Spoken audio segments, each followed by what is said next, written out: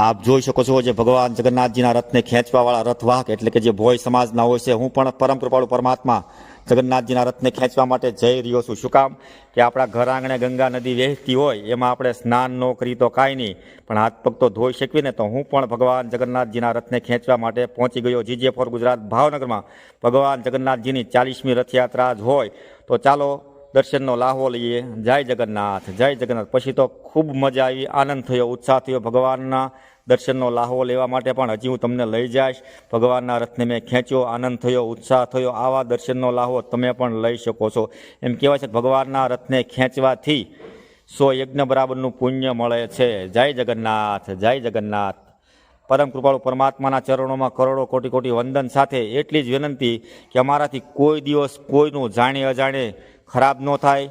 હંમેશા સર્વોનું ભલું કરજો, સુખ શાંતિ સમૃદ્ધિ આપજો। હંમેશા સર્વોનું ભલું કરજો, સુખ આપો, શાંતિ આપો, સમૃદ્ધિ આપો, સૌનું ભલું કરો, ખુશ રાખો, મસ્ત રાખો, જબરદસ્ત રાખો અને હંમેશા મોજમાં રાખો। સર્વોનું ભલું કરજો। જય જગન્નાથ, જય જગન્નાથ।